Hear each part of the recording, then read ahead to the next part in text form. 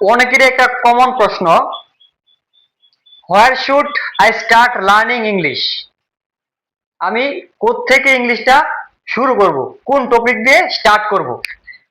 তো এই প্রশ্ন যাদের মনে আছে তাদের জন্য আজকের এই ক্লাসটি। তো মনোযোগ সহকারে আমার পুরোটুকু ক্লাস দেখবেন এবং মনোযোগ সহকারে শুনবেন, আশা করি উপকৃত হবেন।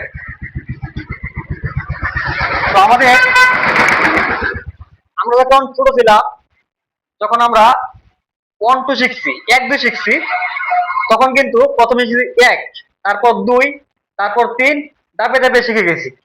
আমরা কিন্তু প্রথমে 9 শিখিনি, প্রথমে 6 শিখিনি, প্রথমে শিখছি 1 2 3, এভাবে শিখে গেছি। তো ইংরেজির মধ্যেও কোনো ভেদাভেদ নেই, সেম সেরকমই ধাপে ধাপে শিখতে হয়। তোমাকে হয়তো তোমার টিচার, সেটা অনলাইন হোক অফলাইন হোক, তার সর্বোচ্চটা দিয়ে চেষ্টা করে বোঝানোর জন্য, কিন্তু তুমি বুঝো না। না বোঝার একটি কারণ, তুমি তোমার বেসিকটা স্ট্রং না, দুর্বল। আর দুর্বল হওয়ার একটি কারণ ভয়ভীতি। আমাদের সবার মধ্যে একটি ভয়, ইংরেজি কত কঠিন। হ্যাঁ, এই ভয়টাকে কাটাতে হবে, দেন পড়তে হবে। আর যেটা বলতেছি, step by step, step by step যদি না পড়ো তাহলে কখনো ইংরেজি পারবা না। প্রথমে লেটার অর অ্যালফাবেট জানতে হবে। ইংরেজি শিখতে গেলে অবশ্যই কি লেটার অর অ্যালফাবেট শিখতে হবে। অ্যালফাবেটের সঠিক সাউন্ড, সঠিক উচ্চারণ, সেগুলো জানতে হবে। শুধু পড়ে গেলে এবিসিডি তাও কিন্তু হবে না, সঠিক উচ্চারণটা করতে হবে। দেন ওয়ার্ড, সেন্টেন্স, মানে কি স্টেপ বাই স্টেপ যেতে হবে। তো আমরা কি করি, প্রথমে শিখি ভার, পার্টস অফ স্পিচ, মানে সিলেবাস যেটা থাকে আমরা ওইটাই শিখি, যেটা স্যার ক্লাসে পড়ায় আমরা ওইটাই পড়ি। কিন্তু আমি যে নিজে দুর্বল, আমার বেসিক যে দুর্বল, সেটা কিন্তু আমি নিজে জেনেও গোপন রাখি। আর এটি হচ্ছে সবচেয়ে বড় ভুল। ফার্স্ট আমি দেখিয়ে দিই, প্রথমে কি করবো আমরা, প্রথমে letter or alphabet, then word, sentence. এখন যদি আমি সেন্টেন্সে যাই আর যদি ওয়ার্ড না বুঝি তাহলে কি হবে?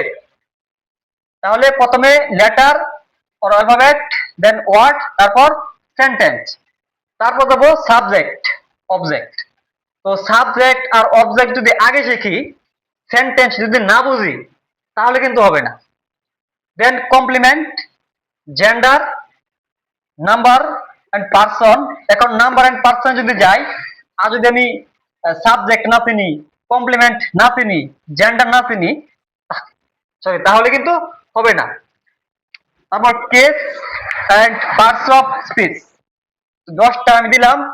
এই 10টা টপিক যদি প্রপারলি শেষ করতে পারো তাহলে কিন্তু ইংলিশের মধ্যে তোমার বেসিকটা মোটামুটি হাই লেভেলে যাবে, তোমার কনফিডেন্স বাড়বে।